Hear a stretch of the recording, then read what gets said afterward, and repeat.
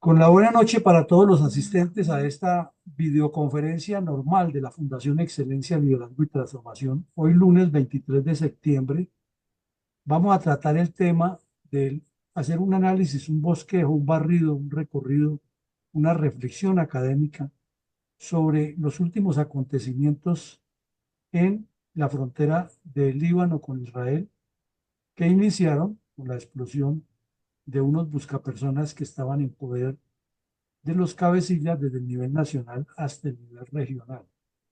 El día martes de la semana pasada, el mundo entero quedó atónito, sorprendido.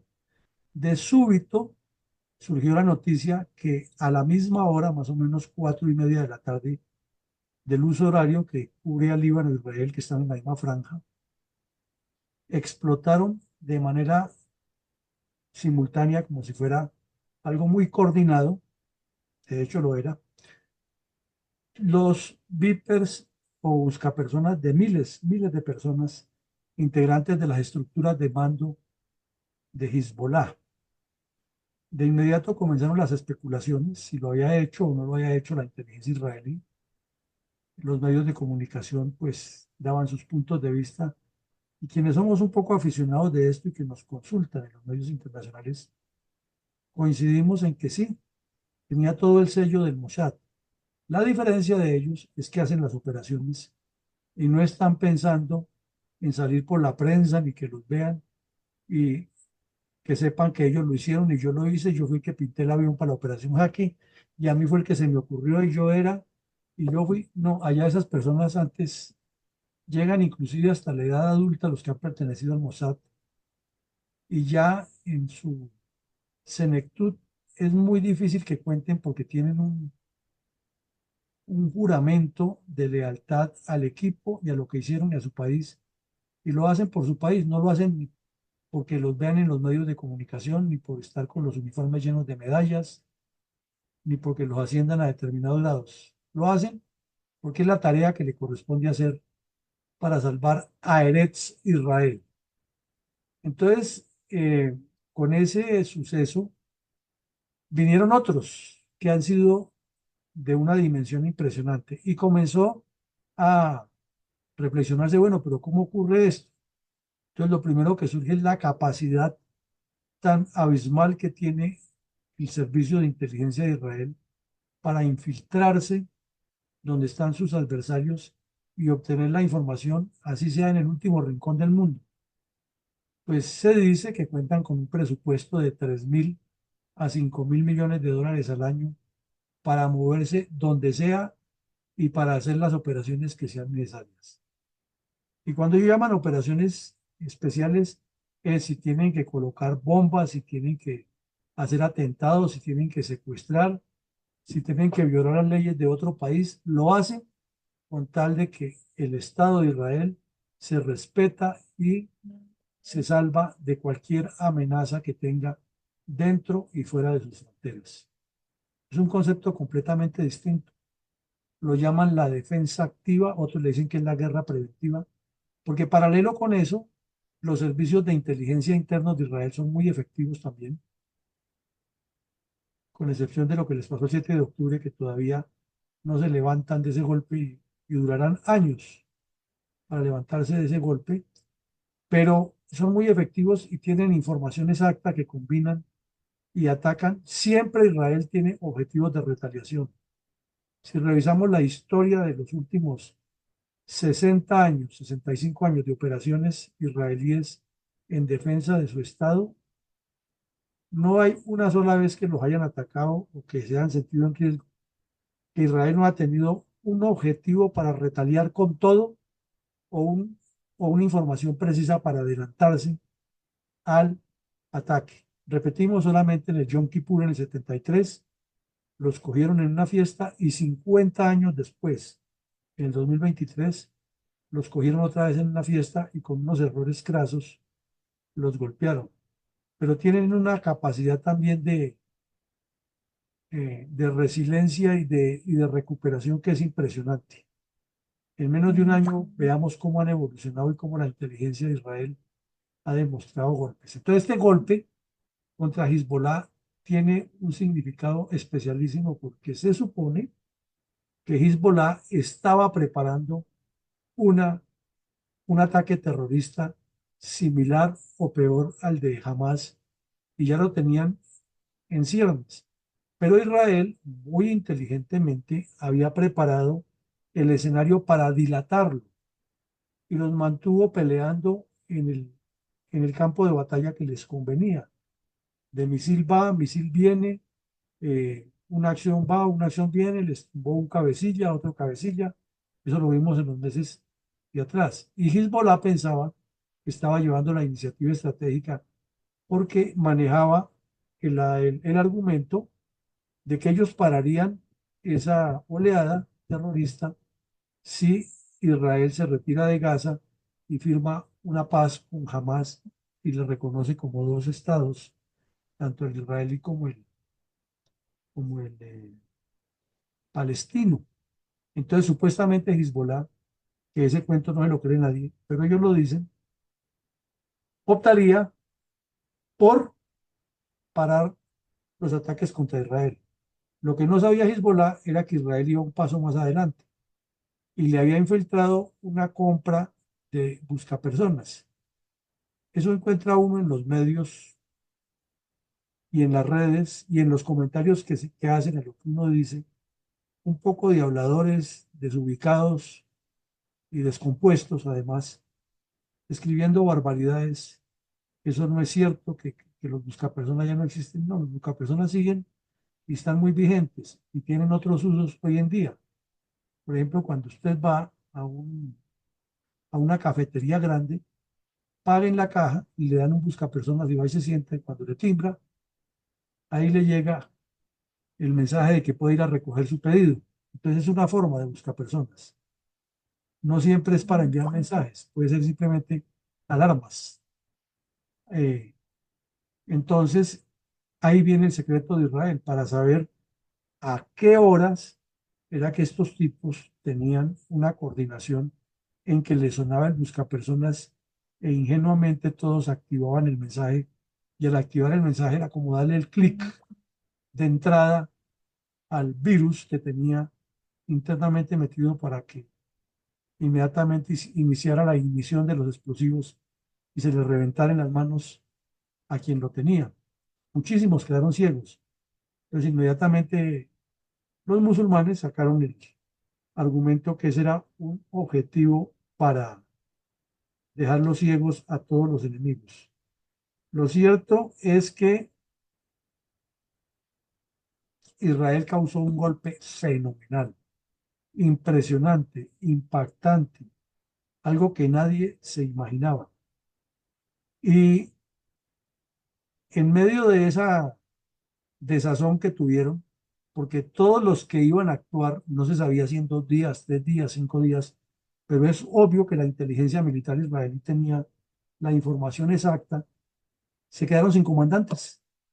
Entonces todas las células terroristas de Hezbollah entraron en crisis, porque ahora mientras se reorganizan, naturalmente que ellos tienen ahí sus segundos y otros sobrevivieron, pero para recomponerse y volver a organizar un ataque como el que estaban planeando, muy difícil, muy difícil.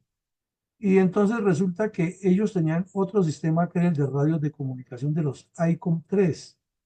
Son muy comunes, ¿no? Son radios de antenitas pequeñas y otros pues tienen las antenas de AM y FM, etcétera, para utilizar una serie de medidas de coordinación hasta llegar a las comunicaciones encriptadas, o sea, en un paso a paso para que difícilmente cualquier equipo de inteligencia los detectara y estaban absolutamente seguros que nadie los había detectado. Pero resulta que los israelíes ya se les habían metido también el chip dentro de esos radios. Y el otro día cuando se estaban lamentando y verificando quiénes quedaban vivos, preciso, les estallaron los radios a la misma hora. Entonces, otra gran cantidad de bajas y otra gran cantidad de pérdidas de cabecillas. No los mataron a todos ni los eliminaron a todos porque es una organización muy grande y como hemos visto aquí en el mapa, pues está distribuida en Israel, Siria, Irak y el propio Irán. pero la afectación fue muy fuerte y entonces pues ellos optaron por atacar a Israel y lanzaron unos misiles, pero no estaban todavía celebrando que habían respondido con los misiles cuando vino otra andanada que demuestra la capacidad de la inteligencia israelí, que es impactante. En el sur de la ciudad de Beirut estaban reunidos los principales cabecillas de Hezbollah, mirando, ¿y ahora qué hacemos? ¿Cómo planeamos? Cuando llegó un misil y se llevó a dos de los más importantes. Uno, comprometido en la muerte de unos marines de Estados Unidos y de unos soldados de paz de Francia y de unos miembros de la Embajada Americana en el año 83. Estados Unidos lo venía buscando desde hace 40 años. Israel le había hecho varias incursiones y se ha salvado, pero se le acabaron las 7 vidas del gato y se murió. El otro también era muy importante y cayó ahí mismo en ese sitio. Entonces vino otra retaliación de Hezbollah, pero ya desordenada, y lanzó cohetes que llegaron ya a ciudades importantes de Israel. Entonces la respuesta fue aterradora, como suele ser la respuesta de Israel. Y esta mañana bombardearon 800 puntos. Imaginen ustedes la cantidad de bombas que salieron y la cantidad de aviones que utilizaron y la información tan precisa que tenía, y destruyeron muchas plataformas de lanzamiento y muchas viviendas. Entonces ahí volvieron a salir los musulmanes de Hezbollah a decir que esto no terminará así, pero a ese ritmo los van a acabar rapidito, porque es depredador lo que está haciendo. Y curiosamente, en este ataque no han comenzado todavía las ONGs financiadas por musulmanes extremistas a la guerra psicológica que ya iniciaron en Gaza hace rato, pero esa sobrevendrá. Bueno, visto eso, miremos ahora algunos detalles. ¿Cómo estaban las tensiones de Irán e Israel antes del 7 de octubre? Resulta que ya hace unos años, antes de la pandemia, se firmó un acuerdo de Abraham, así se llama el acuerdo de Abraham, entre Israel y algunos de los reinos del Golfo Pérsico. Entonces ya se abrieron rutas comerciales, hubo turismo de lado y lado, y se bajaron algunas tensiones y se comenzó a hablar ya de un intercambio comercial serio, inclusive de intercambio tecnológico, que más que intercambio es venta de tecnología de Israel a los musulmanes, porque ellos no tienen tan avanzado eso, tienen dinero sí, pero no tienen esa capacidad tecnológica de Israel. Y, y lo más importante era buscar la normalización de relaciones diplomáticas, y Estados Unidos estaba jugando un rol muy importante allí, sobre todo con el papá, con el mandamás de los sunitas, que es Arabia Saudita. Entonces, entre Arabia Saudita e Israel había unos avances sustanciales. Por primera vez, un avión israelí comercial aterrizó en Riad, o sea, en la capital de Arabia Saudita, y por primera vez en el aeropuerto Ben Gurión de Lot aterrizó un avión saudita con turistas y con el mayor respeto y seguridad. Ambos se movieron y comenzó a fluir ya una posibilidad de viajar, muy mínima, pero se fue mejorando. Todo eso iba bien, pero había un pero, que eso no le conviene para nada del mundo a Irán, pero por nada le conviene, porque es que Irán es enemigo a muerte de Arabia Saudita y de los reinos suníes, ya que Irán encabeza a los chiitas y quiere controlar el Islam, y fuera de eso es radical a morir como Estado. Dentro de los sunitas hay radicales, pero son grupos terroristas que están asentados, que reciben alguna financiación de dirigentes, es una cosa, pero no es política del Estado saudita, ni del Estado kuwaití, ni del Estado bahareiní. Ninguno de ellos tiene como política apoyar el terrorismo. En cambio, los chiitas de Irán sí tienen como política apoyar al terrorismo de Hamas, de Hezbollah, de los hutíes, de la Guardia Revolucionaria y de las milicias iraquíes, chiitas, proiraníes.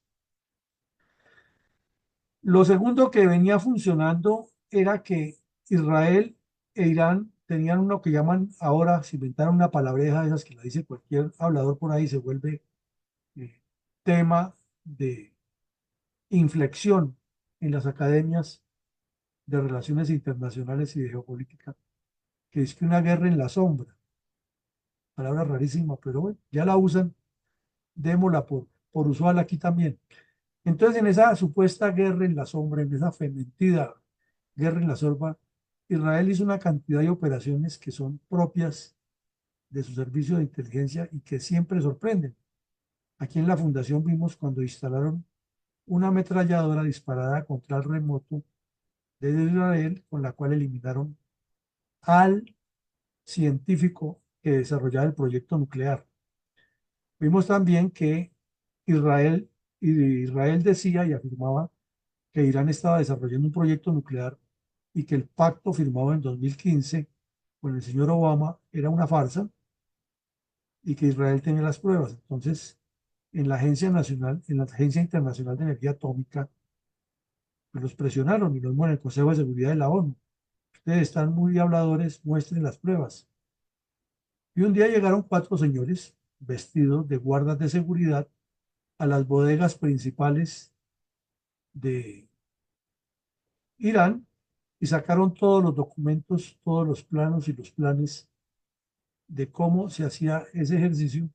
Lo embarcaron en un camión y fueron a un desierto y allí en un helicóptero sacaron eso. Y el otro día salió Benjamín Netanyahu diciéndole a todo el mundo, aquí están las pruebas y mostrando los documentos de qué tan avanzado iba el proyecto nuclear iraní.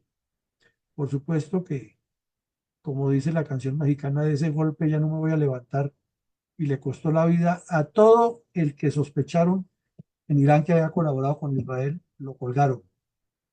Pero las operaciones siguieron.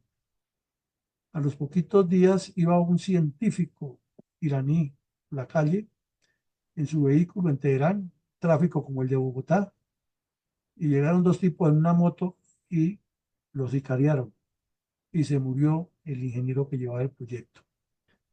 Luego también le hicieron una infiltración en las redes de cibernética de de los sitios donde están ensamblando las armas y donde están haciendo los estudios finales para las armas nucleares y le sabotearon las comunicaciones de tal manera que ocasionaron unos cortocircuitos y otras acciones que les dejaron por el suelo todo el proyecto en dos de las plantas nucleares iraníes y le retardaron el plan de producir sus armas nucleares. Y así sucesivamente han hecho un poco de operaciones especiales. Otro día, eh, Irán compró un software muy avanzado para tener el control en todas las gasolineras del país y saber exactamente cuánta gasolina se vende, ya que ellos son productores, la subsidian y entonces necesitan saber cuánto, con un gasto más del Estado iraní, que sí es exacto, y pues ni corto ni perezoso, los iraníes se metieron en el sistema, les bloquearon, les alteraron los precios y les volvieron locas las máquinas que marcaban y entonces eso generó un caos terrible. En Irán tuvieron que parar la venta de gasolina hasta que repararan todo el sistema. Hubo escasez en un país productor y protestas, críticas de muchos contradictores al gobierno. Entonces, las operaciones especiales de Israel, eso es fuera de serie, eso es como de película y demuestra una capacidad que es asombrosa. Eh, el fracaso del acuerdo nuclear del señor Trump, del señor Biden, corrijo, del señor Obama, en el año 2015, fue cuando el señor Trump decidió decir que ya eso no tenía validez. Y eso no tenía validez cuando el señor Netanyahu le mostró al mundo que Irán estaba tomando del pelo, se estaba burlando de los que han firmado el pacto nuclear del 2015.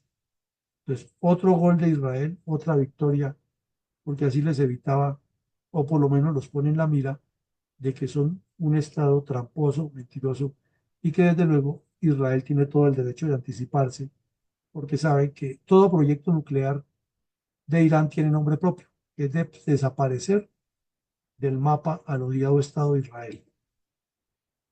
En el año 2023 se desató una violencia muy fuerte, pero las fuerzas de defensa israelí la controlaron y no alcanzó allí al nivel de intifada, pero sí causó varios muertos y hubo acciones terroristas en Jerusalén, en Tel Aviv y en otras partes. Pues murieron varios israelíes y desde luego la respuesta de Israel fue abrumadora tanto en Gaza como en Cisjordania. Pero ese ya era el preámbulo de lo que venía. Entonces, aquí viene algo que es por lo cual le quieren cortar la cabeza al señor Netanyahu. Sin embargo, su liderazgo es eh, interesante y hay que estudiarlo muy bien, porque aquí lo hemos mencionado brevemente y hemos dicho que él es un hombre que ya hizo historia, no solo en Israel, sino en el mundo. 6 veces primer ministro, que tiene una inteligencia fuera de serie, eso no lo niega nadie, que tiene una habilidad negociadora y una capacidad de ponerse firme y fuerte, eso no lo niega nadie. Pero como todo enamorado del poder, pues también tiene su lado oscuro, ¿no? Y el lado oscuro son unas investigaciones que hay en su contra. Y la última fue aliarse con Raimundo y todo el mundo para poder regresar al poder y estar por lo menos con la inmunidad que le da el cargo. Y pretendió desde allí crear una ley mediante la cual el Parlamento, que es de mayoría de él, podía vetar las decisiones de los jueces de la República. Y ahí sí se le vino el mundo encima. Entonces, por andar en esa pelea, él se volvió más autocrático de lo que es o de lo que ha sido y comenzó a jugar con la situación de Hamas. Y ahí está la errónea interpretación que le dio. Desde otro de los periodos de gobierno de él, se había coordinado con Qatar, que Qatar le enviaba una millonada de dólares mensuales en billetes para evitar transferencias electrónicas y cualquier otro movimiento rarísimo. Y el dinero se recibía en Israel, lo contaban, lo filmaban, etcétera, verificaban que no tuviera ninguna carga rara el fardo con los billetes y unidades israelíes escoltaban el dinero hasta llegar a entregárselo a los palestinos en sus respectivos sitios. Esto con el fin de evitar, en teoría, que el dinero llegara a los terroristas. Pero ahí viene la primera pregunta. Si en la franja de Gaza estaba gobernando Hamas, al fin, ¿a manos de quién llegaba? Pues de Hamas. Entonces, con ese dinero Hamas vino construyendo una cantidad de túneles asesorado por ingenieros iraníes. Resulta que la fortaleza que tiene Irán desde hace rato, desde hace muchos años, para la protección de sus proyectos de investigación científica con fines militares, están dentro de las montañas, porque es un país muy montañoso. Y hay mucho ingeniero civil allá en Irán. Es una de las carreras más apetecidas porque tienen mercado laboral. Entonces, esos ingenieros asesoraron la construcción de esa red de túneles, que es la que le ha dado la guerra eterna a Israel allá en Gaza desde el 7 de octubre, que los atacaron por sorpresa. Desde antes ya había ocurrido que descubrieron unos túneles que pasaban y estaban dentro de Israel y llegaban hasta un kibutz. Imaginen ustedes la capacidad o esa guerra de tanta tecnología y de tanta inteligencia de lado y lado, porque es que no están combatiendo tampoco contra maniamarrados, sino gente que tiene también capacidad de producir acciones sorpresivas. Pero entonces el señor Netanyahu cometió un problema complejísimo. Y es que desde cuando se creó la agencia, la Autoridad Nacional Palestina, bajo la dirección de Yasser Arafat, él se instaló en Cisjordania. Resulta que Arafat era egipcio, eso casi nadie lo sabe. Él no era nacido en Palestina. Era hijo de palestinos, sí, pero nacido en Egipto. Entonces, él, como no era ningún bobo, ese era otro bandidazo, sabía que en la franja de Gaza eso era muy convulso y que él se quedaba allá, lo mataban los mismos islamistas extremistas que él había formado, ¿no? O sea, cada quien forma su propio Frankenstein. Entonces prefirió irse a gobernar a Cisjordania, donde hay una tendencia un poco más abierta y donde él podía reinar mejor, y porque allí estaba su sucesor o su segundo, que es Mahmoud Abbas, que ustedes lo conocen porque es un señor ya casi 80 años y toda la vida anduvo al lado de Yasser Arafat, entonces era su hombre de confianza. Entonces instaló el gobierno allí, pero nos parece que Arafat era consciente de que él gobernaría a Cisjordania y nunca a Gaza, porque Gaza ya habían pelado el cobre, los extremistas le han dicho que el trato que él había hecho en Oslo con Israel en el año 93, que inclusive le ha significado el Premio Nobel de Paz a Arafat, era una traición al pueblo palestino y que ellos, tarde que temprano, no iban a aceptar eso. Entonces Hamas fue creciendo, financiado por Qatar, por Irán, por Arabia Saudita, por Egipto. O sea, todo el mundo, sea fuera sunita o chiita, le dio dinero clandestinamente a Hamas. Naturalmente, si se les pregunta en público, lo van a negar, pero pues la inteligencia israelí siempre anda en la jugada y sabe quién es quién. Entonces Hamas creció y en el año 2006 se declaró independiente y se tomó el poder e instauró un régimen terrorista en la Franja de Gaza. Y la Franja de Gaza quedó bajo el control de ellos desde ese momento hasta hoy. No ha cambiado. Y a pesar de la guerra tan intensa que ha hecho Israel, no lo ha podido sacar, porque es que en cada familia hay tres, cuatro o cinco miembros de Hamas, cuando no toda la familia es. Entonces, ¿quién les va a dar información? Y como ha muerto tanta gente, entonces menos van a conseguir información fácilmente. Sin embargo, las incursiones que hace Israel, las capturas que hacen esas patrullas de incursión, tácticas de comandos que descienden en, por lazos y recogen gente y se la llevan, y todos esos sistemas tecnológicos que hemos visto aquí que adelantan para identificación facial, les ha permitido conseguir mucha información, y por eso cuando bombardean una escuela es cierto que mueren civiles, porque ahí están los cadáveres. No sabemos si son la cifra que dice siempre la autoridad sanitaria, porque ellos son miembros de Hamas, o si más bien son menos y le aumentan con motivos de propaganda.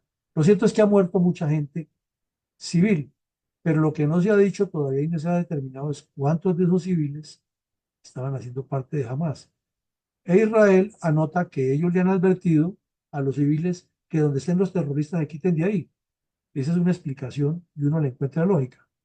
Pero uno se pregunta, ¿y esa pobre gente que anda como judío errante para arriba y para abajo, con sus maletas y con lo poco que les queda y con los niños y en condiciones sanitarias, qué hacen? Pues meterse a una escuela, porque allí por lo menos hay un techo y si llueve, pues no se mojan. O si viene una tormenta de arena, porque no es desértico, pues por lo menos los protege. Y tienen, aunque sea donde tender un colchón, una colchoneta para acostarse. Y en la escuela, mal que bien, hay un baño o unos baños para el servicio mínimo, pues les tocará organizarse y hacerlos entre ellos. Entonces, la situación es muy difícil de definir. ¿Qué ocurrió en ese momento? Volviendo al tema, que el señor Netanyahu interpretó que como él estaba de buena persona, permitiéndoles a unos y a otros que les llegara el dinero, y que en apariencia tenía a los dos divididos, que en ningún momento jamás se sentiría empoderado para hacer un ataque a Israel. Pero, ahí viene el pero, en más o menos julio del año pasado, el 2023, la inteligencia israelí incautó unos documentos en los cuales estaba un plan completico muy similar al que pasó. Entonces lo llevaron a valoración, la alta inteligencia estratégica le dio un concepto y se lo llevaron a Netanyahu. Y Netanyahu se opuso y dijo, no, esta vez creo que es simplemente un plan que ellos tendrían para el futuro, así es de que pongámosle más cuidado a Hezbollah sin descuidarnos eh, lo que pueda pasar aquí, pero enfaticemos toda la inteligencia en Hezbollah. No estaba equivocado en el sentido de que hoy está demostrando que esa inteligencia que se le hizo a Hezbollah fue efectiva, pero sí estaba equivocado en no darle el valor a ese plan, porque el plan, como todos los planes militares, decía para hacerlo el día D a la hora H. Y pues al hacerlo así, puede decir que es mañana, el día D, o puede ser dentro de 5 años o dentro de 6 años. Es un plan. Entonces ahí es donde estuvo el error, pero en el plan sí estaba casi todo lo que hicieron y no se le dio la trascendencia. De remate, el día que ocurrieron los hechos, le- el comandante de las tropas que estaban acantonadas o con la responsabilidad de reacción inmediata en esa zona, le dio por reunir a todos los oficiales y les dijo que se quedaran esa noche a dormir ahí en la base donde él estaba. Entonces no había comandantes en las unidades. Y por ejemplo, el soldado que era el responsable de controlar la central de inteligencia por la noche y operarla y estar conectándose permanentemente con el centro de control, esa noche se descuidó, inclusive lo asesinaron ahí miserablemente porque estaba completamente descuidado cuando llegaron los yihadistas. Entonces hubo errores porque desde la concepción estratégica y política se creyó que con tenerlos contenticos los tipos no harían nada. Y desde luego la crisis de gobernabilidad ya venía creciendo. A Netanyahu le hicieron una gran cantidad de manifestaciones, etcétera. Entonces vemos un cuadro bien complejo que Irán no estudia muy bien. Lo que pasa es que Irán no tiene la capacidad de infiltrarse en Israel con la misma eh, condición que lo hace Israel dentro de ellos, pero tiene su servicio de inteligencia también y tiene apoyo de las embajadas, por ejemplo, la de Rusia. Hay otros países que son afines a Irán, desde ahí también les ayudan con inteligencia. Bueno, ahora miremos cómo está la situación en este momento. Eh, Dice aquí el título que el escalamiento de la crisis de violencia en la frontera del Líbano e Israel está aumentando la alarma internacional y es lógico, porque es que eso es como en una pelea de parejas. Uno le hace una cosa, la pareja le responde de otra manera, la tensión va creciendo, la respuesta es esta otra, hasta que finalmente llegan a las manos y quién sabe qué más cosas. Entonces, esto suele suceder en la guerra, es igual. Cada día la tensión es más grande, como vimos las explosiones primero de los Viper y luego los radios originaron unas respuestas, luego vino la contrarrespuesta con la muerte de los cabecillas, o otra respuesta ya con un ataque directo al territorio israelí con misiles, y faltaba contarles algo que es también preocupante y que suma. La semana pasada, Israel envió un equipo de comandos a Siria y llegaron por sorpresa, desembarcaron por cables, entraron a una fábrica de misiles y la volvieron pedazos y mataron a 30 personas. Luego se embarcaron en el helicóptero y se fueron. Nosotros no hemos visto nada y cuando les preguntaron, ¿ustedes hicieron eso? Lo único que contestaron es, Israel tiene que defenderse y donde estén planeándose o preparándose cosas para atacarnos, nosotros actuamos primero. Entonces volvemos al mismo tema. Qué capacidad tan impresionante la de la inteligencia israelí para determinar el sitio preciso, los planos, hacer la maqueta, preparar el desembarque, llegar allá, entrar volar eso en pedazos en 1 hora, 2 horas, hacer todo el trabajo y hacer la exfiltración, como dicen los comandos, y salir ilesos dentro del territorio de un país que está muy bien armado, que está asesorado por Rusia y que tiene armas de la última tecnología y equipos de detección de aeronaves y tienen la capacidad de engañar los radares, tienen la capacidad de infiltrarse, golpearlos y salirse. Pues eso es como la mordedura del pato, ¿no? No es lo que duele, sino lo que, la rabia que produce. Entonces, ese es otro problema que Israel consiguió, la tienen casada desde hace rato, son enemigos. Israel ocupa, de hecho, los altos del Golán y Siria, inclusive si ustedes recuerdan, duró muchos años ocupando el territorio libanés. Lo que hay allí, pues es una caldera del diablo que puede explotar y ese es el temor que hay, que en cualquier momento ya Siria intervenga en apoyo a las milicias de Hezbollah. Entonces, ese es el problema que hay, porque si interviene Siria, pues ya Irán entra de frente y las milicias que están en Irak avanzan y entonces ya afectan a Jordania y Jordania reacciona para un lado o para el otro y entonces al reaccionar Jordania reaccionaría Egipto, y Arabia Saudita y Turquía y se armó la debacle ahí en un momentico. Ahora miremos lo que ocurrió esta mañana. Miren ustedes todo el sur del Líbano señalado con puntos rojos. Y cada punto rojo no es un bombardeo, es una concentración de bombardeos. ¿Por qué? Porque tienen la información exacta de dónde están los planos, perdón, de dónde están, tienen los planos exactos de dónde están los lanzadores de misiles y de dónde están los equipos con que los atacan. Pero se vienen aquí también al norte y causan unos golpes e inclusive vienen aquí a Siria por este sector de Annabak y causan otro bombardeo y salen. Entonces, como vemos, perfecto, se anticipan, tienen la doctrina aceitada, tienen la maquinaria lista, las armas, la capacidad de hacerlo, todo eso es cierto. Pero es que los demás no son mancos. Y ellos saben que en cualquier momento Siria reacciona y ataca por la frontera desde los altos del Golán hasta donde está el mar de Galilea. Y ahí ya están los límites con Jordania, entonces ya las cosas se ponen complejas. Y o puede atacar en apoyo por el lado de la frontera de Líbano.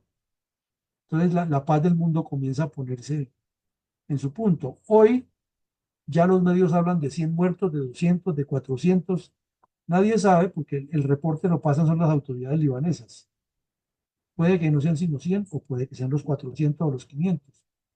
Pero es que ya la propaganda se está regando y todos sabemos que la primera baja en una guerra es la verdad y de ahí para allá son los discursos elaborados por cada parte. Hoy los israelíes dijeron temprano que uno de los bombardeos iba directo contra la sede de otro bandido de esos, de Ali Karaki, jefe de Hezbollah, uno de los más importantes. Y pues todo el día se manejó la versión, más o menos 2 de la tarde de Colombia, es decir, 9 de la noche del Líbano. Hezbollah emitió un comunicado en el que dice que el señor Ali Karaki sobrevivió al atentado. Israel sostiene que sí murió, pero lo cierto es que le dieron donde era. Entonces volvemos al punto. ¿Cómo hacen para determinar todo eso? Es que su capacidad de inteligencia es abrumadora. Y la duda de que si los Viper y los radios fueron eh, objeto de la colocación del chip que hizo explotar de manera coordinada, fue en el momento de la fabricación o fue después de la fabricación con interceptación de la carga o fue con complicidad de un ingeniero, eso no lo sabrá nunca nadie. Porque el que hace un trabajo con la inteligencia de Israel sabe que si se pone de bocón a hablar, me refiero a un ciudadano extranjero, ¿no? Por ejemplo, un fabricante que si participó en eso, sabe que si se pone de bocón a hablar a decir que sí fue la inteligencia israelí y que él participó, ese ya tiene un cupo en el cementerio. Entonces, son palabras mayores a lo que se juega allí. Entonces, digamos por ahora que el golpe fue directo al objetivo, que falta verificar si pegó donde era o no. Aquí miremos que en esta última semana ha habido como un crecimiento y el reflejo de estas mujeres, esposas, hermanas, hijas de miembros de Hezbollah eliminados con la acción de Viper, pues se ve la rabia que tienen, pero también se nota que el golpe fue muy efectivo, porque para que haya tanta gente disgustada es que les pegó donde era. Y para que las mujeres musulmanas asuman una actitud de estas, cuando las tienen sometidas, porque realmente las afectaron y duro. Entonces, esta semana última, Israel pasó de un juego táctico que estaba llevando con Hezbollah, de un toma y dame, en el cual los fue llevando hasta el objetivo principal. Los fue atrayendo, como decimos en táctica colombiana, les fue colocando el cebo hasta llevarlos a la zona de muerte. Y cuando estaban más confiados de que todo les estaba saliendo bien, y ellos creían que eran los que estaban engañando a Israel con este juego mientras preparaban la operación grande, le llegó la sorpresa al punto y los dejó sin cabecillas. Y si ustedes notan, la doctrina de Israel es esa, golpear al adversario donde más le duela, especialmente en sus estructuras de mando y comunicaciones, control, y ahora le agregaron hasta computadores, el C4. Entonces, ellos sí saben, lo tienen claro, y la inteligencia trabaja con objetivos. Saquemos una enseñanza de ahí para la política. Lo que no se haga con objetivos no funciona, ni en la política ni en la vida. Eso es como querer participar en política haciendo un símil, querer ir a un campeonato de fútbol con personas que no juegan fútbol. Pues se pierden todos los partidos, ¿no?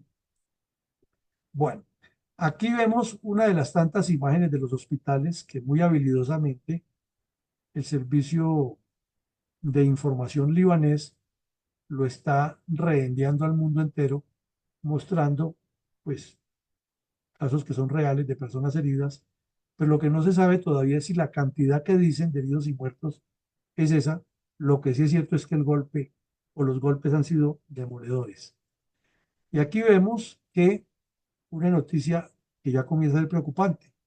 Hoy el Pentágono decidió enviar más tropas al Medio Oriente. No dicen cuántas, si son uno o cinco o 10 o 10.000, pero la situación ya es real, que Estados Unidos envió sus portaaviones allá, que tiene tropas en Irak, en Siria y en la zona del Kurdistán, que tiene tropas destacadas en el Golfo Pérsico, que tiene una base, una base naval muy cerca donde está la base de la China, y que Rusia tiene una base naval en Tartus, en Siria, muy cerca del Líbano, al norte del Líbano. Entonces, si se envían más tropas allá y dándole el mensaje a Rusia, usted quédese quietico, no se vaya a meter, y lo mismo a Irán. Pero, pero, donde hay seres humanos, cualquiera puede cometer un error. Eh, Hay fotos que son realmente desgarradoras de lo que está ocurriendo en el Líbano. Se ven caravanas de personas con sus pocos eh, enseres que pueden sacar para irse, o en vehículos los que tienen, en los vehículos en largas filas por las carreteras, o personas con morrales, con niños, con una que otra maleta esa de rodachines, o señores con las maletas al hombro y las señoras con los niños caminando por las vías para quitarse de ahí, en escenas parecidas a las que hemos visto en Gaza, porque pues con esos bombardeos de esta mañana y esa concentración de bombardeos, pues más iluso el que quiera quedarse ahí para que lo maten. Entonces, Israel dice que su estrategia es golpear tan duro jamás que le permita que 65.000 israelíes que viven al otro lado de la frontera puedan regresar a, a sus áreas y que Hezbollah se comprometa a no atacar. Eh, Esa, como la vemos aquí, es la estrategia de Israel, pero ante un daño como este, donde mueren justos y pecadores, pues la juventud que ve a su mamá, que ve a su hermana, queda sin esperanza, sin casa, en un país como el Líbano, que tiene una crisis económica y una corrupción total, que no les va a poder ayudar y quedan a expensas de la ayuda internacional, pues muy fácilmente se vuelven yihadistas, ¿no? Entonces, esto parece un problema de no acabar. Y el problema también viene desde otro aspecto, y es por qué Hezbollah tiene que atacar a Israel. ¿Por qué el Líbano tiene que soportar que tiene su ejército, tiene su policía, tiene su fuerza aérea y hay una milicia de un partido político que lo financia Irán, que vive allí y tiene hasta representación en el Congreso y casi posibilidad de gobernar? Entonces la culpa también la tiene el gobierno libanés. ¿Por qué toleran eso? Resulta que en 2006 hubo una guerra en la que Israel entró al sur del Líbano y esta zona la volvió igual que lo que está ahora. Esa la reconstruyeron con ayuda internacional y con recursos del gobierno libanés y bueno, la reconstruyeron. Pero los libaneses no cumplieron, el gobierno libanés no cumplió un mandato de la ONU, que es que ningún país puede tener milicias y menos en esa región. Entonces, en teoría, los otros cumplieron. Claro que Irak ya se volvió igual, está lleno de milicias. Y la culpa la tiene Estados Unidos, según lo que dicen los expertos, por haber hecho la guerra para tumbar a Saddam Hussein. Cuando estaba Saddam Hussein no había milicias, porque él no toleraba eso. Era él y su guardia personal, su guardia esa iraquí y las fuerzas militares, pero todo era bajo el Estado. Pero es que aquí no son del Estado. Es como si aquí en Colombia dijéramos, entonces, bueno, las FARC ahora organicen su zona, claro que Petro lo está haciendo, ¿no? Pero ahora ustedes organicen su zona y ustedes son los que gobiernan ahí y cada vez que quieren ataquen a Estados Unidos, más o menos el mismo mensaje. Entonces, eh, viene la otra parte del problema. Está bien, no digamos que está bien en el sentido de hacerlo, sino en el contexto, que el Líbano no haya cumplido. Y la ONU entonces, ¿para qué tiene los dientes? ¿Para qué es el Consejo de Seguridad de la ONU? ¿Para qué es la Carta de la ONU en la cual se dice que debe haber respeto entre los estados y que ningún estado debe tolerar que se haga subversión contra el vecino? Entonces ahí hay otro problema, ¿no? Porque es que como esa decisión la toman los poderosos de del Consejo de Seguridad, entonces China y Rusia van a decir que ellos no están de acuerdo con que se le impida al Líbano que tenga milicias. Ah, pero los chinos sí no lo van a tolerar que los uigures formen una milicia porque así van y los arrasan a todos, ¿no? Ah, eso sí no lo toleran porque son musulmanes además. Ni los rusos van a tolerar que los tayikos que vienen del Cáucaso formen una milicia dentro de Rusia, porque van y los eliminan también y los arrasan. Pero sí van a votar que el Líbano tiene derecho porque es que Estados Unidos está ahí, entonces lo que pasa es que hay que presionar a Estados Unidos para que les dé la libertad a cada pueblo de eso. O sea, cada quien tiene su propio discurso para engañar. Entonces, lo que hay en este momento entre la población civil es una mixtura, una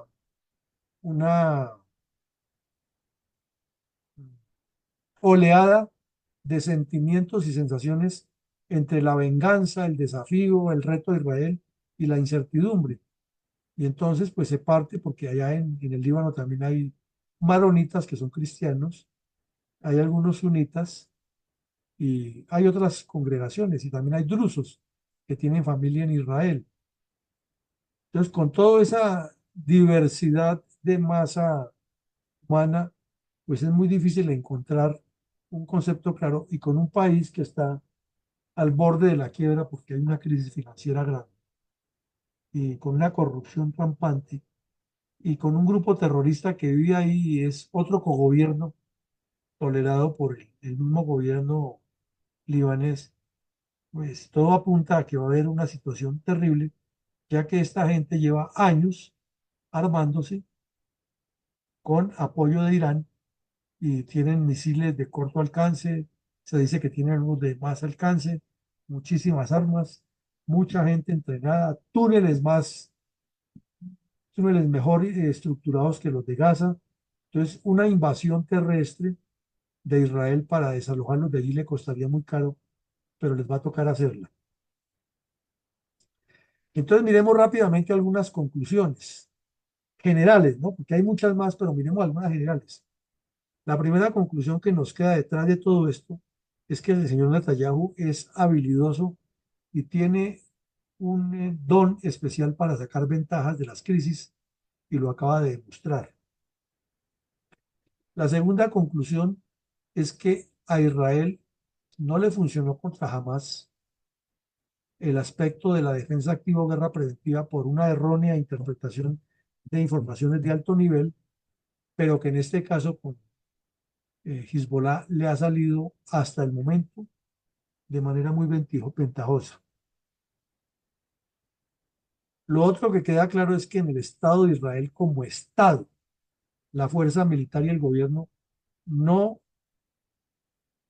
desestiman ninguna información ni se contienen en ningún recurso que se requiera utilizar en favor de la integridad y la defensa de la soberanía del país. Eso es admirable y ojalá nuestros políticos tuvieran ese concepto, porque allá puede que estén peleando entre ellos contra Netanyahu y a favor de Netanyahu, pero ninguno está en contra de defender a Israel. En cambio, aquí en Colombia abundan los que les fascina atacar a la propia seguridad nacional.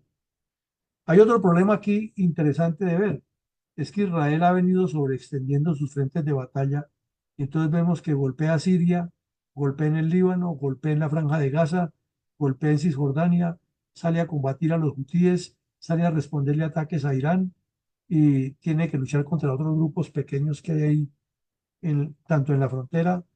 eh, no puede confiarse del todo de que Jordania le ayuda en la frontera porque en Jordania también hay yihadistas de Al Qaeda y de ISIS que también quieren desaparecer Israel.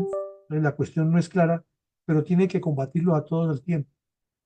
Entonces viene la pregunta, ¿hasta cuándo los estados árabes van a permanecer estáticos sin reaccionar a favor de los árabes que desde la perspectiva de ellos están siendo agredidos por Israel, ya no solamente en Gaza, sino también en el Líbano, sabiendo que en otras guerras le han dado apoyo? ¿Y hasta cuándo Israel tiene la capacidad de sostener todos los frentes de batalla al tiempo sin que se forme una crisis económica, financiera y sin que se le agoten sus tropas de combate y se le agoten los recursos? Las guerras no pueden ser eternas, ¿no? La otra conclusión es si, como estamos viendo, Estados Unidos cada vez se ve más inmerso en esa guerra, porque ya estuvo allá al comienzo, o fue causó la sensación de que aquí estamos y retiró un portaaviones y luego el otro, y a los 15 días tuvo que devolverlos, y ya hoy envió más tropas y ya le han atacado embarcaciones a Estados Unidos. Entonces es como eh, ir acercando la tea prendida a donde está la caldera llena de gasolina. Ahora, el momento geopolítico, hay guerra en Ucrania, tensiones fuertes con la OTAN, dificultades con Taiwán, una recesión económica que no se supera en el mundo aún después de la pandemia, campaña política completamente polarizada con dos personajes que no dan la talla, ni el uno ni la otra en Estados Unidos. Eh, una crisis de desinformación en todo el planeta, una tendencia a las autocracias en Latinoamérica, en Asia, hasta en Estados Unidos hay tendencia a la autocracia. Populismo rampante. Y la lista sigue. Violencia en el África. Y el terrorismo islámico yihadista de orientación sunita, listo a actuar en medio de todos estos enredos, porque también quiere sacar ventajas. E Irán promoviendo su eje de la resistencia. Entonces hay una caldera que está en cualquier momento para reventar. Entonces, para reflexionar un poco, mi coronel, miremos que con base en esta crisis de gobernabilidad interna que hay en Israel y los problemas que hemos visto, preguntemos de estos cursos de acción o tendencias, lo que está pasando entre Israel y Líbano, ¿cuál escogería cada persona? Uno solo, uno solo. No todos, porque entonces se nos alarga la exposición. Uno solo. Si el curso de acción más viable es que esa espiral de conflictos que viene va a seguir y va a crecer sin saber hasta cuándo. O si la ONU cambiará esa actitud vacilante que obligará al Líbano a que desarticule esa milicia, lo cual es muy difícil, pero es un curso de acción, ¿no? O si Israel continuará esa respuesta total militar que está haciendo hasta eliminar el problema, o si habrá que replantear los términos de negociaciones de dos estados y en qué condiciones, o una combinación de todas estas u otras, pero cuál es lo que intuimos cada quien de nosotros de estas que podría pasar allí. Adelante, mi coronel. Bueno, mi coronel, buenas tardes, noches para los que no he saludado en el día de hoy. Vamos entonces con la primera pregunta de la tarde y le daremos entonces la oportunidad a las damas.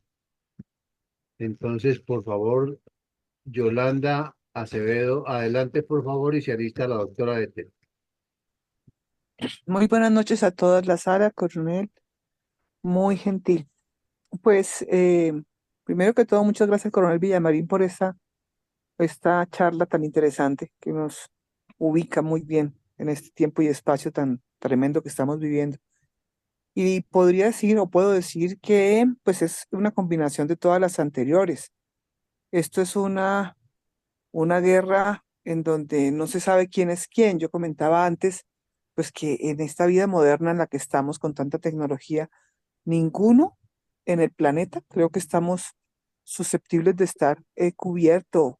Más bien creo que estamos todos eh, en manos de cualquier persona, de cualquier institución o de cualquier situación, ya sea militar o política o religiosa. Mm, hay que seguir en este mundo, tristemente. Sí, es una combinación de las anteriores. Las posturas son muy ambiguas. Israel es un estado que sí tiene muchísima, pero muchísimas fortalezas. Además, debe estar secundado por países que tienen muchísimo dinero, muchísima inteligencia y muchísimas ganas de acabar con los islamitas también. Muchas gracias. Muchas gracias, Yolanda. Adelante, por favor, mi doctora Ethel. Muy buenas noches a toda la sala. No sé Buenas si me noches. escuchan bien. Perfectamente bien, adelante. Muchas gracias, mi coronel. Bien, está muy buena esta charla. Por el primer punto, continuar la actual espiral del conflicto es algo redundante, no está funcionando. Que cambiará la ONU, la actitud vacilante, no porque no sabe qué hacer ni tiene cómo responder. Creo que lo que se va a cumplir es la respuesta número 3, que Israel va a seguir hasta eliminar y no dejar nada, adueñarse de todo. Replantear términos de negociaciones no va a dar la oportunidad de hacerlo, porque la determinación está demostrada. Entonces, eh, otras razones, hay muchísimas, pero las debilidades de Norteamérica están presentes. No es aquella que con una bomba terminó con Hiroshima y Nagasaki, nada que ver.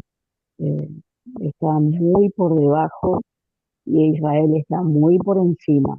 Eh, entonces, creo que la 3 va a ser la respuesta militar total de Israel hasta el fin.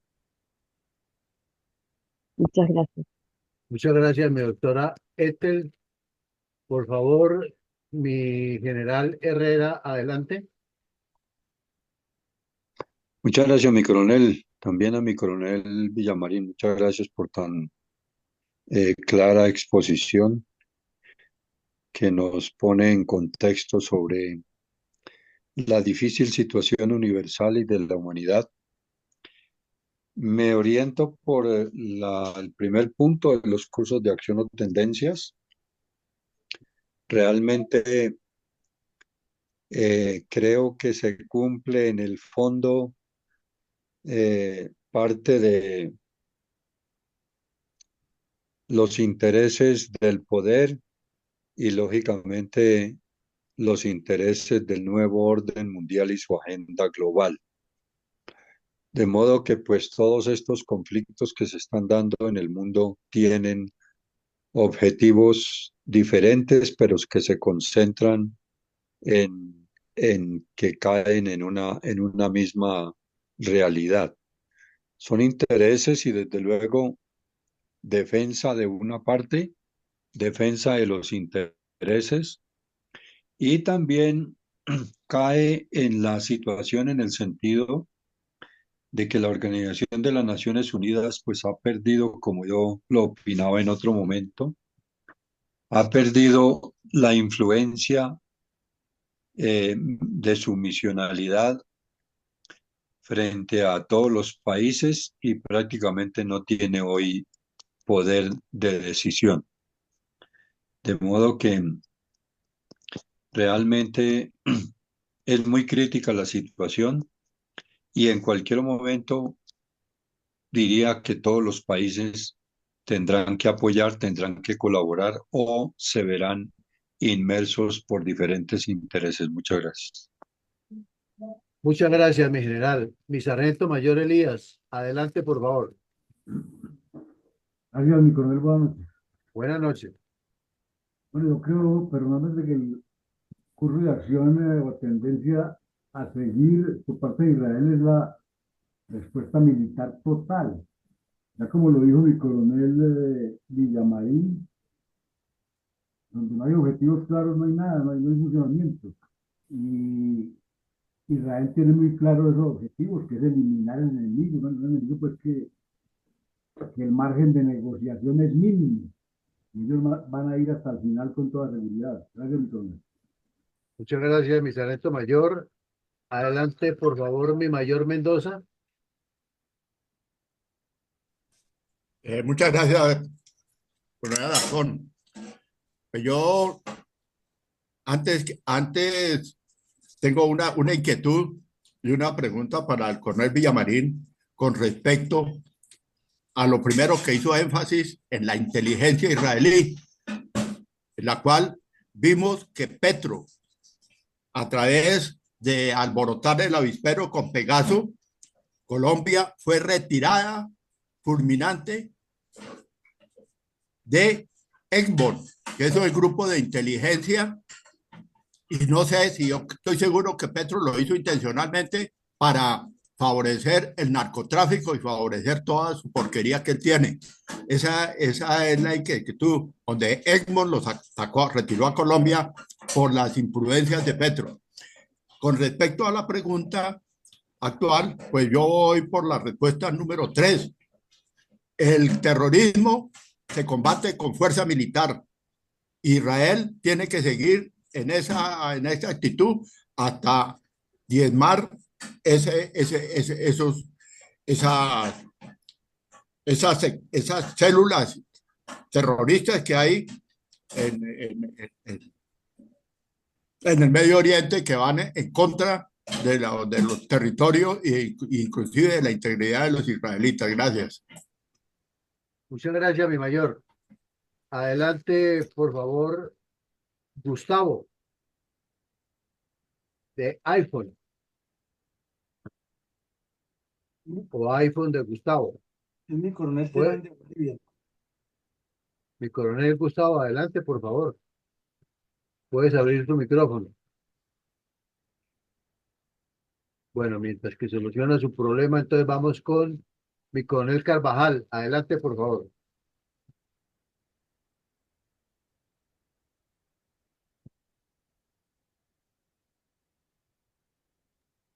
Gracias. Buenas noches para la sala.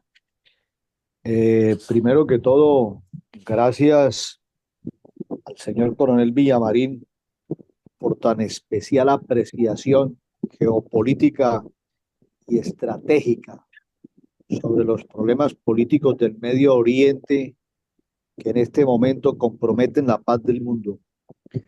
Me identifico con dos cursos de acción. Con el primero, es decir, va a continuar el actual espiral de conflictos. Y con el tercer curso de acción, que habrá una respuesta militar total de Israel. Así lo ha demostrado en los últimos 70 años. Muchas gracias. Gracias, mi coronel Carvajal. Mi coronel Pachón, adelante. Don Eugenio, buenas noches. Muchas gracias al señor coronel Villamarín por almacenar toda esa información en su mente, en su cerebro, e ilustrar a la comunidad nuestra de los problemas del Medio Oriente. La verdad que yo me inclinaría porque la ONU no tiene la capacidad de cambiar, sino que va a seguir con su actitud vacilante porque, pues, pocos han sido los resultados que se han obtenido para mediar el conflicto inicial. Hay lo que es los terrenos de Israel y Palestina, porque es que ya llevan mucho tiempo y las medidas que han tratado de imponer no se cumplen y el desgaste día tras día pues es más grande y simplemente se limitarán a prestar algún auxilio humanitario eh, muy limitado, porque ante la situación que se presenta, donde los mismos habitantes y grupos no colaboran con la ONU, pues, o cuando integrantes de la ONU pertenecen a uno de los grupos, pues difícilmente podrá cambiar de actitud frente a los problemas que se han venido suscitando en esa región. Gracias. Muchas gracias, mi coronel Pachón. Ay, ya había visto que había abierto su micrófono. Ahora se le cayó la señal a mi coronel. Bueno, mi coronel. A mi coronel Gustavo se le cayó la señal. Ya pasamos por todos los que están presentes en la sala, mi coronel Villamarín. Vamos con la segunda, por favor. La segunda pregunta es de orden político y de liderazgo. ¿Cuál será el destino de Netanyahu después de todo esto? Porque sabemos que allá hay gente que está interesada en sacarlo, pero con todas estas maniobras tan habilidosas que ha hecho, que se quedará, no se quedará sumando y teniendo en cuenta que tiene una orden de captura internacional en cualquiera de los países que tienen o que están vinculados a la Corte Penal Internacional. Adelante, mi coronel. ¿Cómo no, mi coronel? Entonces empezaremos de atrás para adelante, mi coronel. Ay, Eduardo, qué pena. Se me pasó por alto. Si quieres dar la respuesta, da la primera y luego sigues con la segunda. Adelante, por Correcto. favor. Adelante, por favor, Eduardo. Gracias, coronel. Bueno, en la anterior pregunta yo me inclinaría por la tercera respuesta, en la medida que seguirá la respuesta militar de Israel, la respuesta militar total de Israel, hasta eliminar no tanto sus estados enemigos, sus territorios enemigos, para evitar un escalamiento mayor del conflicto, sino hasta destruir todas esas células terroristas que no reconocen la existencia del Estado de Israel y poder lograr esa hoja de ruta que se persigue desde los acuerdos de Oslo y Washington de 1993, en que Israel sea reconocida como Estado para que Israel pueda reconocer y autorizar la creación del Estado palestino. Y en esta pregunta, que cuál será el destino de Netanyahu, yo pienso que el destino de Netanyahu va a ser el mismo de Margaret Thatcher, que tuvo en el Reino Unido a comienzos de la década de los 80, que económicamente no estaba bien, tenía muchos problemas, especialmente con los sectores laboristas, por sus medidas neoliberales de recorte de presupuesto y de recorte de emisión monetaria, pero la guerra de las Malvinas, con el triunfo de los británicos sobre la guerra de Malvinas, entonces ella sobrevivió porque hizo exacerbar un nacionalismo británico y logró pues reelegirse. Lo mismo yo creo que le va a pasar a Netanyahu. Está creando un sentimiento de patria y de nacionalismo en Israel, lo que va a llevar a que Netanyahu sobreviva y lo más seguro es que vuelva en unas próximas elecciones parlamentarias, vuelva a haber una reelección de Netanyahu. Y yo pienso que Netanyahu como primer ministro también se va a reinventar en la medida que va a moderar, va a calmar los ánimos para evitar que sus enemigos políticos traten de presionarlo para que se convoquen nuevas elecciones. Entonces yo pienso que eso va a, a ir por ese camino y de pronto, muy probable, va a pedir la ayuda del presidente de Israel, que también, aunque no es una figura muy clave, pero es jefe de Estado y promueve la unidad entre las diferentes étnicas que conviven en el mismo espacio israelí. Entonces, lo más seguro es que hable con el presidente para convocar y promover la unidad. Y esa unidad es lo que le está ganando terreno político en Netanyahu. Muchas gracias. Muchas gracias, Eduardo. Mi coronel Pachón, adelante. Pues hasta a estas alturas del partido yo creo que Netanyahu ya tendrá previsto qué país le puede ofrecer asilo, porque es que las dificultades políticas no son fáciles de aceptar entre los unos y los otros, porque cada quien quiere sacar pecho, así hayan hecho asuntos en beneficio de su población. Y si comparamos con nuestro país, pues, ¿qué le ha pasado a algunos miembros de la fuerza pública que arriesgaron su vida para liberar a algunos secuestrados, que fue gloria en un principio y ahora están en las duras y en las maduras, que supongo que todos ustedes ya habrán identificado plenamente a quién me refiero? Entonces, esa es la situación. Los políticos no perdonan absolutamente nada. Gracias. Gracias, mi coronel. Adelante, por favor, Yolanda Acevedo. Estoy de acuerdo. Él es muy hábil en todas sus apreciaciones, en todo lo que hace, no en vano ha estado en el poder durante tanto tiempo. Así que él ya tiene que estar previsto con este plan de acción en el momento que la vea muy de color de hormiga.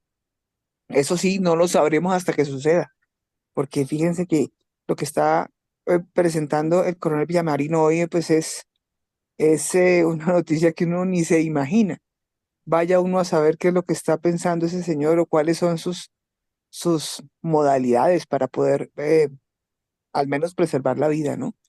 Sí, es difícil de poderlo determinar. Muchas gracias. Muchas gracias, Yolanda. Adelante, por favor, mi general Herrera. Muchas gracias, mi coronel. ¿Cuál será el destino de Netanyahu? Pues definitivamente habría para mí muchas respuestas posibles. Como dice por ahí la sabiduría japonesa, que muy pronto la disciplina vencerá a la inteligencia. En este caso, me parece que a pesar de las fallas y de los errores que haya podido cometer y que nos mencionaba mi coronel Villamarín, pues para el pueblo israelí, de no ser por el liderazgo, por la decisión política, por la determinación administrativa y por la exigencia de la unidad, tanto del poder militar como del poder ciudadano y político, pues realmente la situación de Israel y de esa zona del mundo hoy podría ser otra.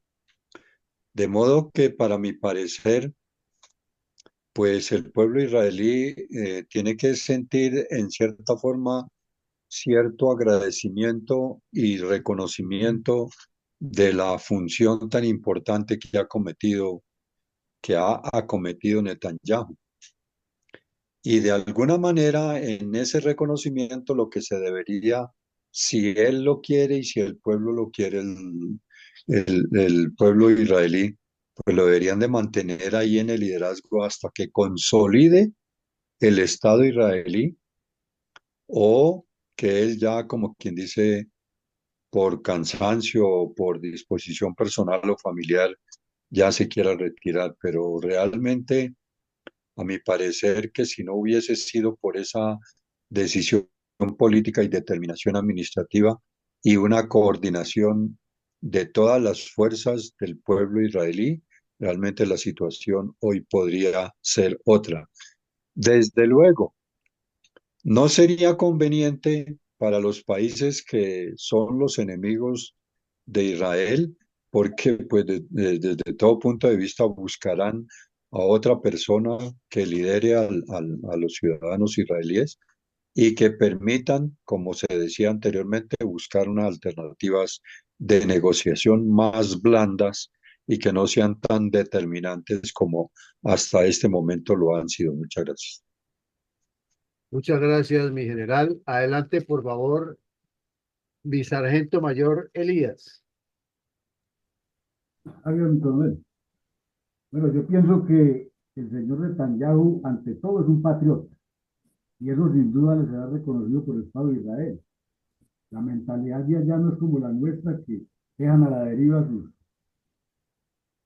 personas más valiosas.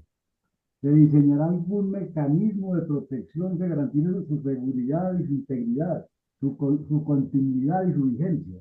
Yo creo que por ese lado no hay ningún problema con el tema. Gracias, mi querido. Gracias, mi sargento mayor.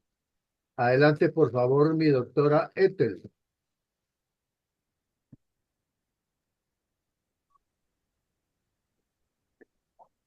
Buenas noches otra vez, muchas gracias, mi coronel.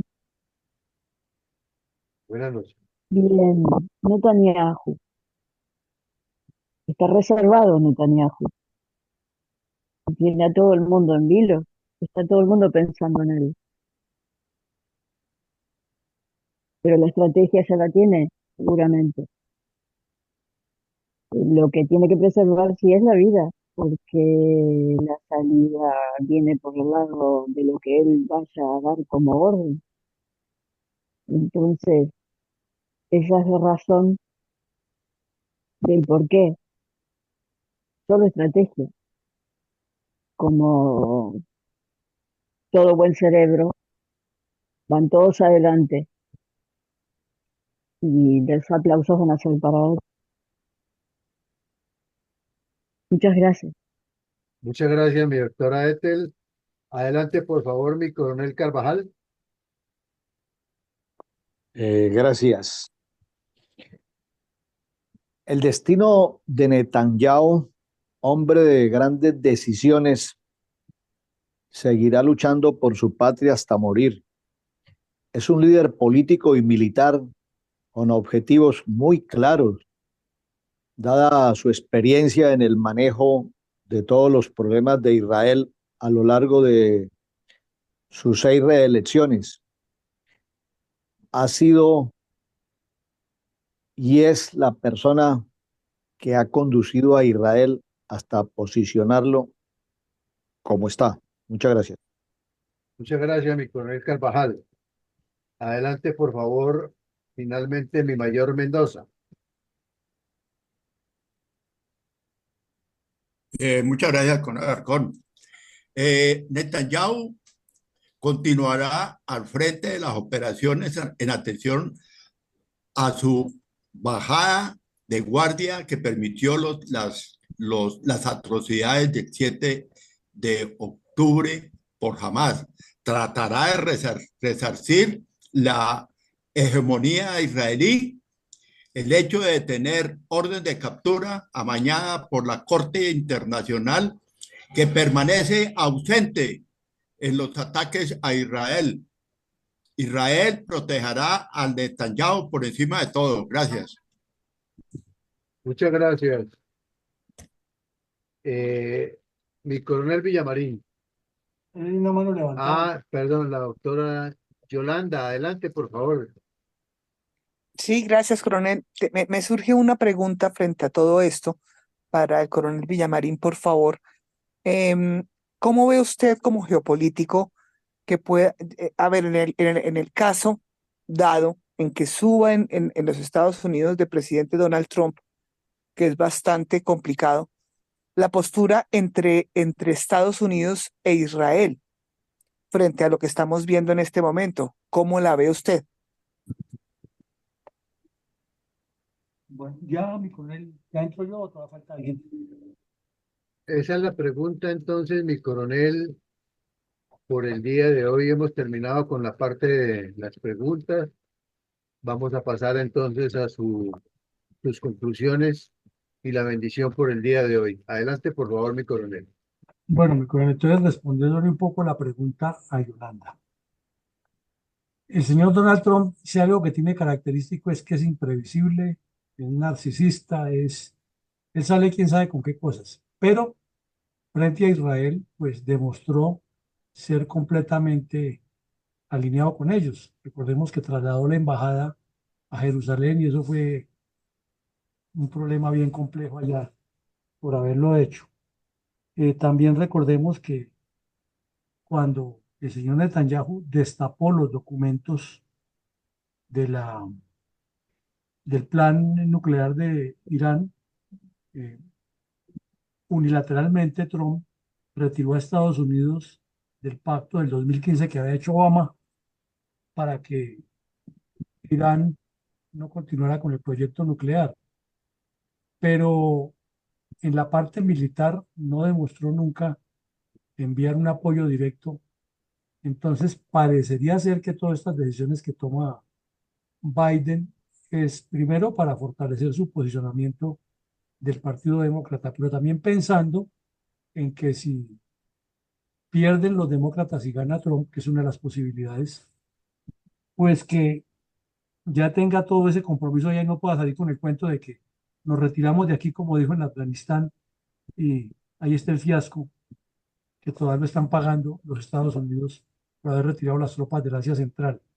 Entonces es una posibilidad que, que si gana Trump quede amarrado por lo que ha hecho Biden allá y por las mismas circunstancias de sus antecedentes frente a Israel. Pero pues ese personaje es completamente impredecible. Él todavía sigue con su cuento de que la OTAN no va a recibir más plata de Estados Unidos y que se tienen que defender de Rusia, que se defiendan allá, porque él no es sino que levante el teléfono y inmediatamente Putin lo escucha y retira las tropas de Ucrania.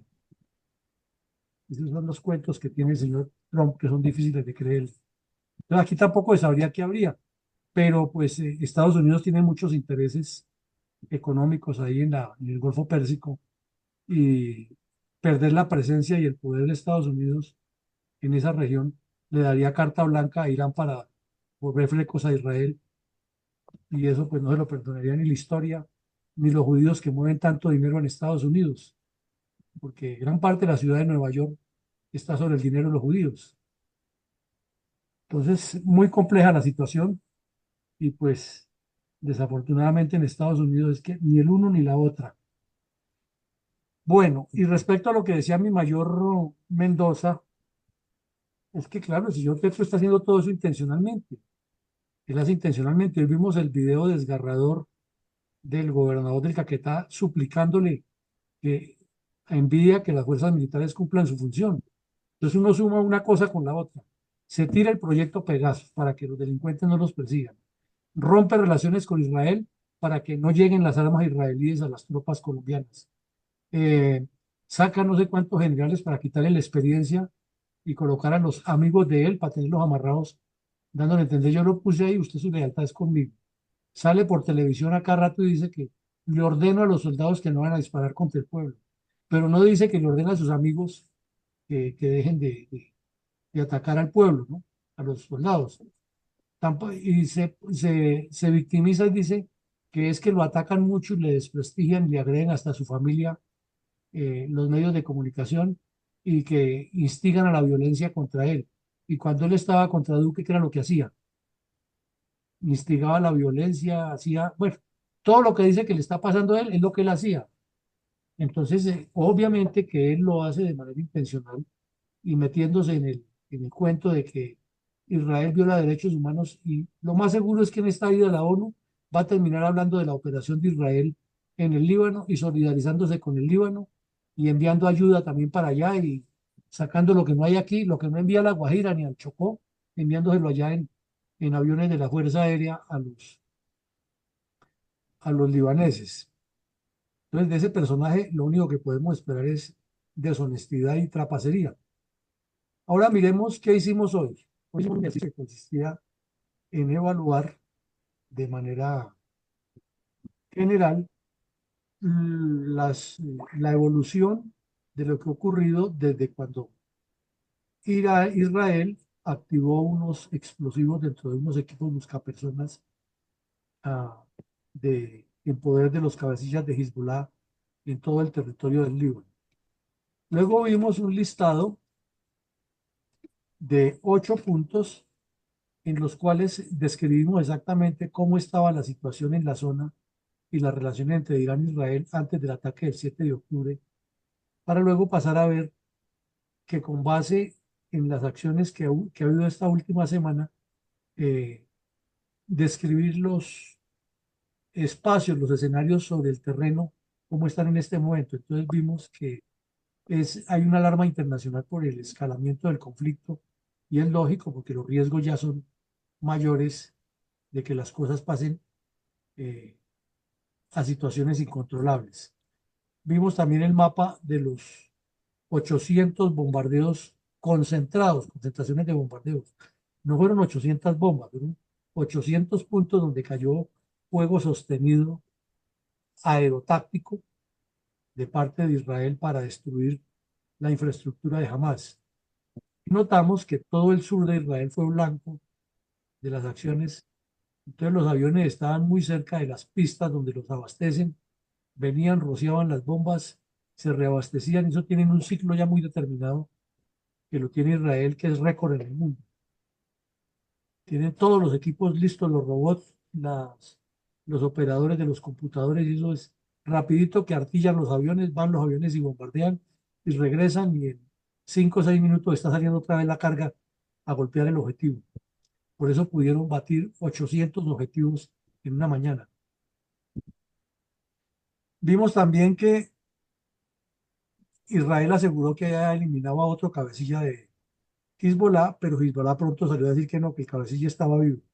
Vamos a ver quién dice o quién tiene la razón. Luego vimos que las tensiones que han ocurrido esta semana han generado una sensación de odio, de violencia, de necesidad del desquite, y pues va a venir, claro que va a venir, pero no sabemos la capacidad con la que queda Hezbollah después de todos estos golpes.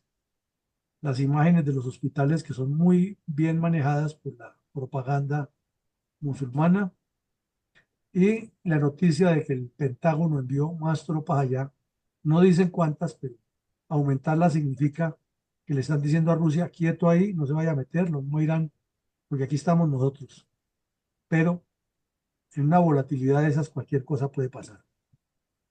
Luego hablamos de la cantidad de personas que se están desplazando desde el sur hacia el norte del Líbano, en todo tipo de formas de hacerlo, inclusive muchas personas caminando con sus pocos enseres al hombro por las carreteras porque no tienen los medios para transportarse de otra manera. Y vimos que la estrategia de Israel en este momento es ablandar a Hezbollah y que lo dicen públicamente, que les permita a los civiles israelíes regresar al norte en la zona que han desocupado, que son 65.000 personas. Luego también vimos que dentro del pueblo libanés, que no todo es islamista, está la preocupación de, bueno, ¿esto hasta cuándo va a terminar? ¿Cuándo será que la ONU hace cumplir la norma de que ningún país puede tolerar milicias aquí adentro y menos para atacar a otro país? Pero el gobierno del Líbano ya conviven con eso. Como decíamos, es como si las FARC tuvieran una zona aquí donde pueden convivir como una autoridad paralela. Algo rarísimo, pero existe. Luego vimos algunas consideraciones y resaltamos la habilidad estratégica y de liderazgo del señor Netanyahu. Que tenga los problemas que tenga, no se le puede negar. Es un hombre brillante. Es un tipo que tiene una capacidad política para darle la vuelta a las circunstancias en medio de la adversidad, que eso es lo que caracterizaba a Churchill, ¿no? Y es lo que ha puesto la diferencia entre los grandes líderes y los parlanchines, entre los que van con objetivos y los que andan en medio de la vida buena, porque como tienen sus objetivos, no voltean a mirar para otro lado que no sea el objetivo. En cambio, el que no tiene objetivos, todo lo que cree que le sirve a él, lo hace. También vimos que Israel es muy fuerte en la defensa activa o guerra preventiva y que lo que le cuestionan a Netanyahu, el fracaso del 7 de octubre, pues lo ha venido superando con creces. Que Israel no cede su soberanía, eso lo tenemos claro hace rato, que el problema que tiene en este momento de sobreextender los frentes de batalla sí es complejo, porque no sabemos hasta cuándo pueda sostener todos esos frentes al tiempo y con esa capacidad, pero supone uno que tienen un servicio de movilización y de acopio de recursos muy bien planeado, porque ellos son muy estructurados y muy organizados. Pero también viene la pregunta, ¿y hasta cuándo los estados árabes continuarán estáticos? Porque ya es una segunda población árabe, que aunque es chiita, es árabe, que está siendo afectada directa o indirectamente por esta oleada de ataques. Lo mismo nos queda también la duda hasta dónde llegará la inversión directa de Estados Unidos. Y una de las preguntas es la que precisamente hace Yolanda. ¿Qué hacemos con el señor Trump? Si gana, ¿cómo queda la posición de Estados Unidos? Entonces, una incógnita que surge ahí, ¿no? Y vimos que en medio de todo ese contexto geopolítico que tiene el mundo actual, todo parecería como hacer sinergia negativa, o sea, no es sinergia, hacer como una acumulación de fuerzas negativas para que ocurran cosas peores. De ahí pasamos a los cursos de acción o tendencias. Entonces hicimos la primera pregunta. Con todo esto que acabamos de ver, que no es un cuadro sencillo, no es como decía Juan Manuel Santos, que yo vengo aquí y les digo a ustedes cómo hacen la paz entre palestinos e israelíes, porque veamos cuántos vectores hay, cuántos intereses hay de agentes externos. Entonces, colocamos 5 posibilidades si lo que viene es A, B, C o D o E. Entonces, la mayoría de ustedes coincidieron en que puede haber una combinación de todos estos, de todos o de algunos de los aspectos, que sin duda Israel continuará su respuesta militar hasta buscar lo que ellos se proponen, que es eliminar la resistencia armada de Hamas y ahora le agregaron otro a Hezbollah, y que la ONU no va a tomar ninguna actitud clara porque su misma dinámica actual no se lo permite. Entonces, esa espiral de conflictos y todo, lo que encontramos es un contexto. Entonces, la misma participación nos va dando la orientación hacia que en la política y en la geopolítica todos son contextos y es como la segunda enseñanza de hoy, ¿no? Que es que la política no es simplemente hablar de candidaturas y de ambiciones personales o de egos o hacer llamadas por teléfono y comenzar a vincular personas creyendo que eso ya garantiza la lealtad. No, la política es de una construcción de fortaleza de partidos y los partidos tienen que construir fortaleza de objetivos y de procesos de gobierno. De lo contrario, ante una situación tan compleja como es una guerra, que cualquier Estado la puede tener, si no hay una estructura sólida en la dirección del Estado, pues viene el adversario y se queda con todo. Bueno, y luego pasamos a la segunda pregunta que era de mucho interés, porque viendo todo esto hay un artífice, hay un artista, hay un hombre que para bien o para mal de la historia está ahí presente y que ha tenido todo el agua sucia encima, toda la oposición interna encima, toda la persecución de la prensa mundial encima, ONGs lo han condenado y no ha dado el brazo a torcer, mantiene su porte, no se le ve desgastado ni acabado, aunque debe tener una vida llena de muchas complicaciones por todo lo que le pasa allá, pero mantiene la fortaleza y demuestra que él es la cabeza de Israel. Eso es un verdadero líder. Gústenos o no nos guste, gústele a muchos y digan que es el responsable de todo lo que ha ocurrido en Gaza. Bueno, eso ya es otro tema para analizarlo. Pero en cuanto al temple de carácter para manejar las cosas y quedarse ahí, todos ustedes coincidieron, estamos frente a un verdadero fenómeno de la historia del siglo XXI en la conducción de un Estado, pero con tanta propaganda negativa que le han hecho, pues lo han minimizado y lo pintan es como un Hitler, y con sujetos como Petro, que a duras penas sabe dónde queda Israel, que no tiene la menor idea de lo que es la geopolítica de esa zona, diciendo que Netanyahu es el nuevo nazi, pues aparecen los idiotas que lo siguen repitiendo lo mismo. Pero ya cuando se mira con argumento histórico, con argumento político y con la realidad, la verdad que nos toca reconocer que estamos frente a un líder del mismo talante de Winston Churchill o de Charles de Gaulle o de Franklin Delano Roosevelt, porque tiene la capacidad de intuir y de decidir y no se deja revelar por situaciones tan difíciles. Y en otros países ya hubiera renunciado y estaría en la cárcel o completamente desprestigiado y desconocido por la historia. Pero aquí, seguramente con el paso del tiempo, el pueblo israelí tendrá que perdonarle los errores que tuvo, porque su conducción ha sido hasta el momento exitosa. Entonces, nos queda como enseñanza general que la defensa y la seguridad nacional es un compromiso del Estado, que no se puede gobernar un Estado ni mantener una seguridad nacional cuando el gobernante, como el caso nuestro, es primero uno que fue delincuente y segundo, amiguísimo de los delincuentes y haciendo todo lo posible por acabar con la seguridad. En cambio, aquí vemos a alguien que está completamente identificado, que tiene la presencia permanente en sus tropas y que sus tropas están cumpliendo con defectos, con errores, porque eso sí lo juzgará la historia, pero están cumpliendo defender a lo que ellos llaman Eretz Israel, que es su tierra, y otro es la diáspora.